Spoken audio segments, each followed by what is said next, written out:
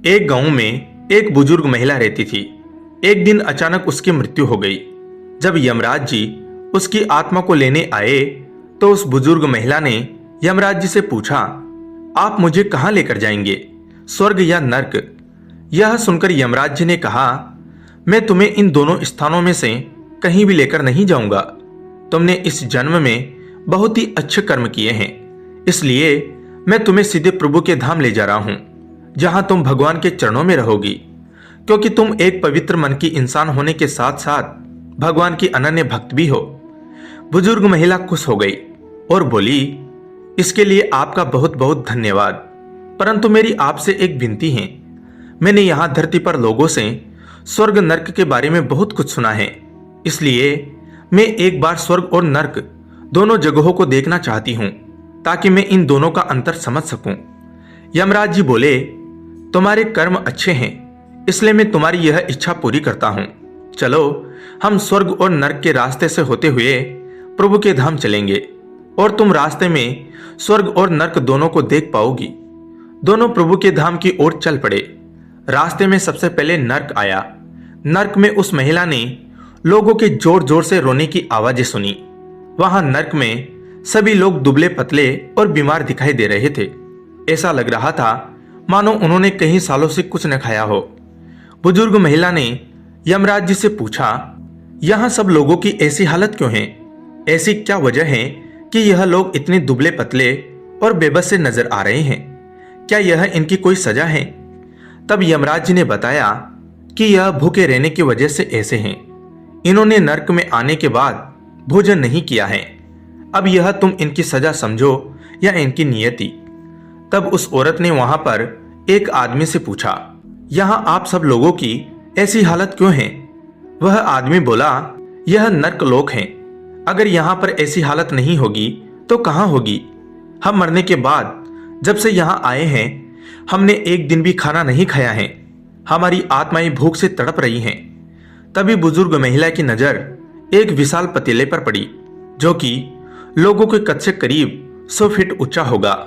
उस पतीले के ऊपर एक विशाल चम्मच लटका हुआ था।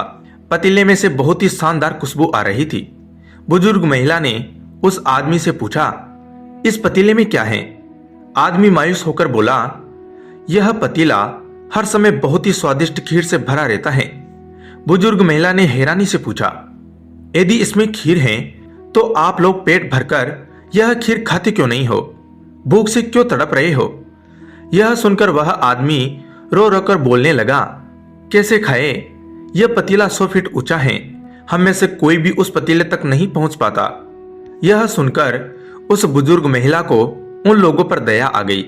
वह सोचने लगी कि बेचारे खीर का पतीला सामने होते हुए भी भूख से बेहाल है। उसने सोचा कि शायद ईश्वर ने इन्हें यही दंड दिया होगा। अब यमराज जी बुजुर्ग महिला से बोले, चलो हमें देर हो रही है। दोनों चल पड़े। कुछ दूर चलने पर स्वर्ग लोक आया। वहां पर बुजुर्ग महिला को सबके हंसने और खिलखिलाने की आवाज सुनाई दी। सब लोग बहुत खुश दिखाई दे रहे थे और नाच गा रहे थे। वह नरकवासियों की तरह कमजोर या भूखे नहीं लग रहे थे। उनको कुछ देखकर बुजुर्ग महिला भी बहुत खुश हो गई। पर वहां स्वर्ग में भी बुजुर्ग महिला की नजर वैसे ही 100 फीट ऊंचे पतीले पर पड़ी जैसा नर्क में था। उसके ऊपर भी वैसा ही चम्मच रखा हुआ था। बुजुर्ग महिला ने वहां लोगों से पूछा कि इस पतीले में क्या है? स्वर्ग के लोग बोले, इसमें बहुत ही स्वादिष्ट खीर है। बुजुर्ग महिला हैरान हो गई और उनसे बोली, यह पतीला तो 100 फीट ऊंचा है।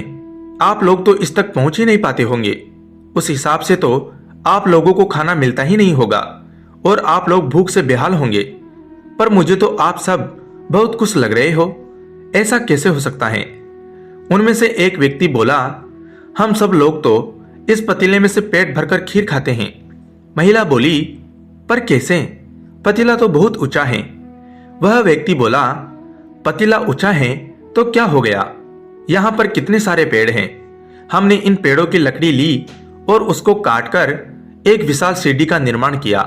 उस लकड़ी की सीढ़ी के सहारे हम पतीले तक पहुंचते हैं और सब मिलकर खीर का आनंद लेते हैं। बुजुर्ग महिला यमराज जी की तरफ देखने लगी। महिला ने यमराज जी से पूछा, क्या भोजन पर सबका हक नहीं होना चाहिए? यमराज जी मुस्कुराए और बोले, आपकी बात सही है। ईश्वर ने स्वर्ग और नर्क मनुष्य के हाथ में सौंप रखा है। वह चाहे तो अपने लिए नर्क बना ले, वह चाहे तो अपने लिए स्वर्ग बना ले। ईश्वर ने सबको एक समान हालातों में डाला है। भगवान अपने बच्चों के बीच किसी भी तरह का भेदभाव नहीं करते हैं। भोजन पर तो सबका हक है, लेकिन उसे प्राप्त करने के लिए सबको प्रयास करने ही पड़ते हैं। किसी को भी कुछ भी बिना मेहनत के नहीं मिलता है। यमराज जी ने काफी ऊंचाई पर स्थित खीर के पतीले की तरफ इशारा किया और बताया कि उसमें कभी न खत्म होने वाला खीर का भंडार है। ऐसा ही एक पतीला नर्क में भी है। इस खीर के पतीले तक पहुंचने के लिए सभी लोगों को साथ आकर एक दूसरे की सहायता करके प्रयास करने पड़ते हैं, तभी खीर के पतीले तक पहुंचना संभव होता है। बिना लोगों के साथ के इस पतीले तक पहुंच पाना असंभव है। वहां नर्क में भी पेड़ पौधे सब थे, पर वह लोग खुद ही आलसी हैं। वह कोई कर्म नहीं करना चाहते, मेहनत नहीं करना चाहते, इसलिए वहां सभी भूख से बेहाल हैं। नर्क के लोग आलसी और ईर्ष्यालु हैं। वह किसी की भी सहायता नहीं करते हैं और एक दूसरे से चिढ़ते रहते हैं। अगर कोई व्यक्ति किसी तरह इस खीर के पतीले तक जाने की कोशिश भी करता तो उसकी टांग खींचकर नीचे गिरा देते और कहते हैं कि कोई उनके होते हुए उस पतीले तक कैसे पहुंच सकता है। ऐसा करते करते नर्क का कोई भी व्यक्ति खाने तक नहीं पहुंच पाता है। वहां के सभी लोग बिना कर्म करे ही फल चाहते हैं। साथ ही वह एक दूसरे से ईर्ष्या करने वाले और केवल अपना भला चाहने वाले मतलबी लोग हैं। उन्हें खीर हाथ में ही चाहिए, इसलिए वह भूखे, कमजोर और लाचार हैं और यही उनके कर्मों का फल है। स्वर्ग में रहने वाले अच्छे और मेहनती लोग हैं और वह अथक प्रयास और एक दूसरे की सहायता करते हैं। उन्होंने पेड़ों की लकड़ी ली और उसको काटकर एक विशाल सीढ़ी का निर्माण किया। उस लकड़ी की सीढ़ी के सहारे वह लोग पतीले तक पहुंचते हैं और सब मिलकर खीर का आनंद लेते हैं, हंसी खुशी जीवन व्यतीत करते हैं। ऐसा ही असल जिंदगी में होता है।